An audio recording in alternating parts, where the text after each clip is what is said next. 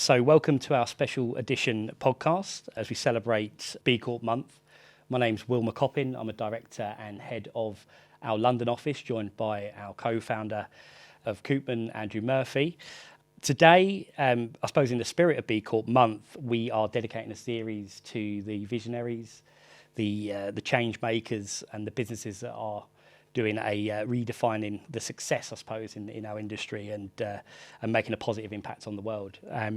So throughout this series, we'll be featuring conversations with certified B Corps, and we'll start to delve into the world of B Corp, hoping to inspire, educate, and I guess connect with like-minded individuals and use the power of B Corp as a business as a force for good. So today we are honoured to have the trailblazer in the world of impact investing. Please join me in extending a very warm welcome to Sophie Kennedy, the joint CEO of EQ Investors. Sophie, we're absolutely thrilled to have you join us. Would you like to tell us a little bit more about yourself and the wonderful work that you guys are doing over at EQ Investors? Yes, thank you for that intro, something to live up to. As you said, my name's Sophie Kennedy. I'm Joint Chief Exec at EQ Investors. We're a sustainable wealth management business. My background is in economics, investment and research, both academic and also industry experience, starting at Best Invest in 2011 as a fund research analyst. I moved over to EQ in 2015, loved the ethos of the business, as you said, a business with a focus on driving finance as a force for good or business as a force for good. Joined the board in 2017 and in 2020 took on the role as Joint Chief Exec. What does that look like? I run the investment business and the research activity, but also implement the wider business strategy. And a simple goal, we're a purpose-driven business. We want to evidence to others that purpose and profit is possible. Thank you so much for that. I suppose just to jump into the series and what with it being B Corp month, EQ Investors were B Corp certified back in 2015, I believe one of the founding members of the B Corp community. And I suppose, your initial score of 95.2, I think, in year one, which is fantastic, by the way, for your first score. But what sort of motivated EQ Investors back in 2015 to pursue the B Corp certificate? So, as you said, we were one of the founding B Corps. We didn't really know kind of what that meant. What we knew was that it lined very strongly to our values as a business. We were already very kind of socially and environmentally minded in terms of the way in which we were running the business. For us, it was more about the fact that we knew we wanted to create a positive change, but we also knew that we were small. And the best chance we had of actually driving significant change was to collaborate. And the B Corp community is really what that offers. I guess it strengthened our commitment to purpose. We've already talked a little bit about that, but we strongly believe in purpose-driven businesses and that all businesses should have that focus. So to be able to kind of bring others on board and encourage others within the community was something that appealed to us. And also, probably most importantly, this concept of accountability. Who is holding us to account on the commitments that we're making? The B Corp framework does that. It acknowledges that we have a corporate responsibility that spans much further than just shareholders and profit. And it focuses on the communities in which we operate, the environment which we depend on, our clients and our employees, which essentially are what driving our business forward. It was useful for communicating and offering a framework for transparency. And nearly 10 years later, we're still here, we still love it, and a lot has changed in those 10 years. Certainly has. And obviously what has changed as well is your score. Will referenced 95.2, which is incredible. I think upon last looking, you're 151.1, which is just amazing work that you're doing. Thank you. Obviously working within the B Corp framework, there's a lot of decisions to be made. How would you say the framework has influenced those decisions? And maybe you could give us some examples of how you've come to conclusions or to decisions within that framework, and ultimately what's been the result of those? Yeah, sure. It has a huge influence. It's actually legally binding. So for those of you who don't know, when you become a B Corp, you need to change your Articles of Association. What's that? It's essentially your constitutional document. So how you manage your business and the rules in which you manage your business too. What does that mean? It means that really all our business decisions and our corporate ambitions are made with an understanding on all stakeholders. So whenever we're thinking about anything, we of course are thinking about it from a commercial perspective, but we're thinking about the impact it has on those other stakeholders that we've touched on, the communities, the environment. It allowed us to move away from shareholder centrism. That's something that the B Corp framework really does, because it's embodied within your Articles of Association. It's in your DNA. Specifically to EQ, we benefit from quite a unique corporate structure. So we are owned wholly by our EQ Foundation, so our charity, and also our staff. That means that it's easier for us to make those difficult decisions because we're guided by a charity and our own employees who are very much bought in to thinking about the longer term.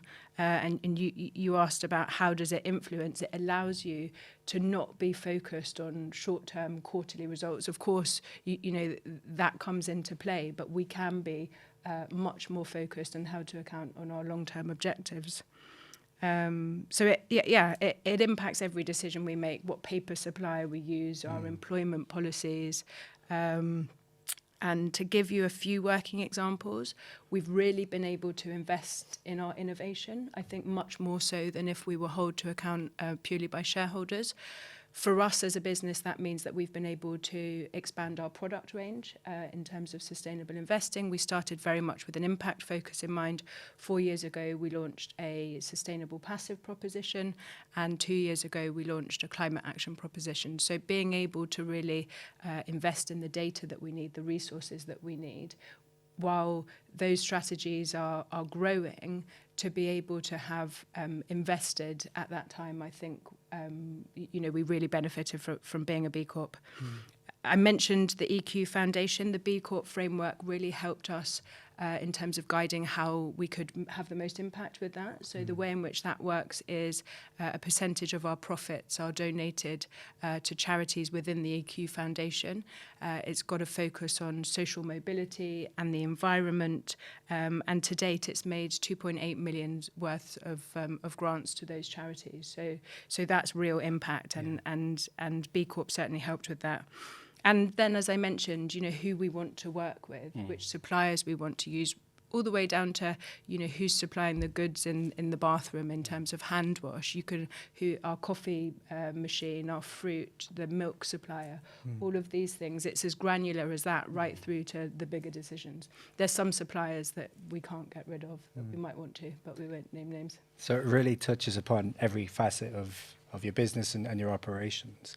And you talk about innovation, the investment into innovation, and how you might not have been able to do that with the shareholder model. I suppose the premise of B Corp is that balance between profit and purpose. How do you balance that? With some difficulties, sometimes with some decisions it's easy. With others, we have strong governance. So we have a board that's fully bought in, and I think that's absolutely key.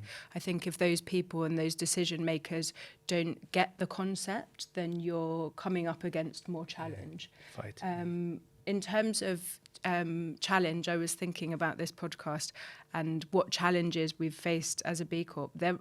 And I really struggled with trying to think of how this hasn't only proactively and constructively supported the growth of our business.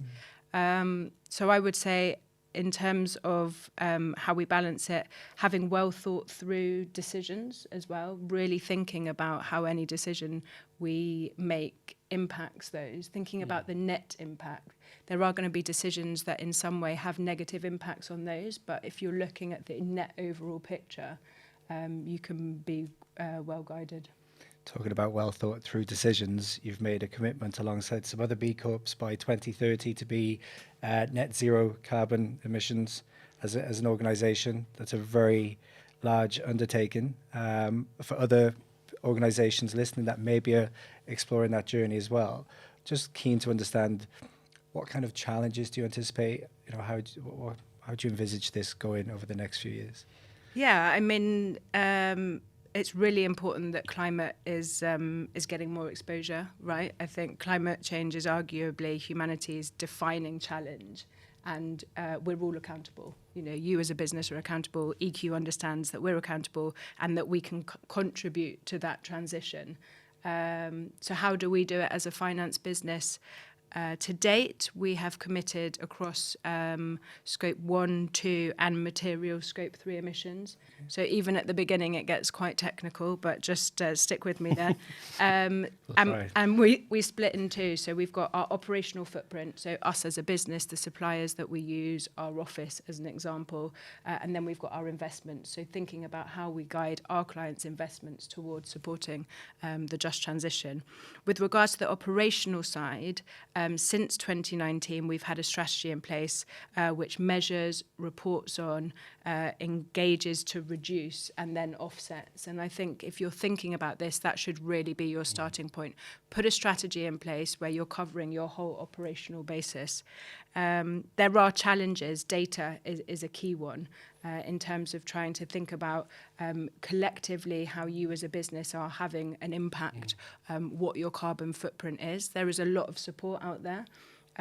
We are working with the B Corp Finance and Investment Working Group, which is an open initiative, welcome to anyone who's within that sector in the UK, to really challenge those bigger suppliers where we don't have a choice. So thinking about the regulator there, thinking about custodians and the kind of data they're providing. At the moment, it's a challenge. The data isn't hugely accurate. People use different methodologies. So when you're talking about challenges, that's a key one. How do you even get to a number? Yeah. Once you've done that, it's thinking about ways in which you can engage to reduce. Changing supplier is an interesting one. Obviously, there's some that you can't, but in terms of paper supplier, we moved to a more socially minded and environmentally minded paper supplier. There are changes you can make, and then it's about engaging with the suppliers that you're using. There will be an element of your carbon footprint that you can't reduce. And that's where we start talking about offsets, which in itself is a bit of a minefield. You know, there are competing evidences, there's a lot in the press, and thinking about credibility as a business, we wanted to make sure that we were channeling kind of our offset capital in the right way. Luckily, at the business, there are investment professionals focused on sustainability, and they have an understanding of the carbon market. But I would say to anyone who's interested, there are resources out there to support on that journey. But that's the operational side, and then the investment side, which I guess is quite niche to us. We've always thought about climate risk mitigation in the way in which we manage our money, thinking about the carbon footprint, thinking about fossil fuel reserves, things like science-based targets. But we're also working towards how we engage and steward our clients' capital to ensure that that their investments are having a positive impact as well. Okay. That's amazing. I suppose navigating the world of B Corp is a journey filled of purpose and impact. And considering your role as the joint CEO of EQ Investors, we're really curious to start uncovering, I suppose, real world changes. And I know you've touched upon that in some of your earlier feedback and comments there. But from a social, environmental and sort of customer engagement perspective, where have you seen B Corp have the greatest impact on your organisation? There are so many. So to keep this answer as concise as possible, I would say at a high level, the governance that being a B Corp brings has a huge impact, because what it does is it ensures that there's a continuity and a longevity to your strategy and your commitments. So that in itself is huge. It's not tangible, but it brings trust, it brings an employee engagement and empowerment, and there are some more granular examples. So if I think about the recertification, so you've mentioned that our previous score has gone up considerably by 55%. That